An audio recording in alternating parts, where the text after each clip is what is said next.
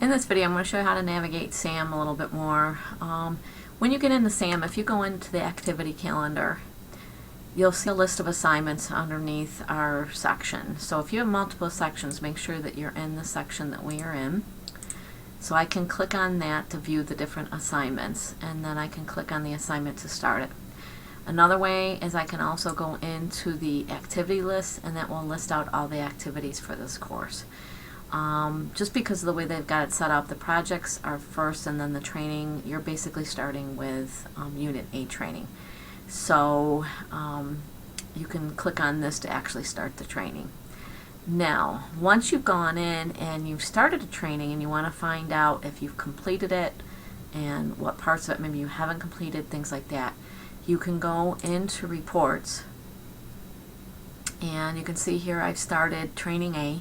And if I go to the little bar chart over here, I can click on this. It says View Reports. And that will open up the report. And this is the same report that the instructor sees. And if I go in and I look at this report as the instructor or student, I can see here that it's telling me the date and time that it was completed. If there is no date and time in here, that means that part of the training was not completed. Okay, so it's important to make sure that you look down through this and make sure that you completed all the parts of the actual assignment. Okay, and it also tells you at the top what the percentage was for what you've completed in there. So if I looked at this and said, oh, I didn't complete the whole thing, I'd want to go back into my activity list and go into PowerPoint Training A, and I'm going to start it.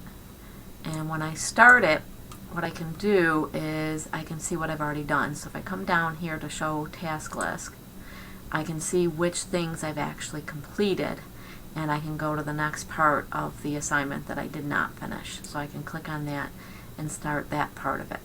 Okay.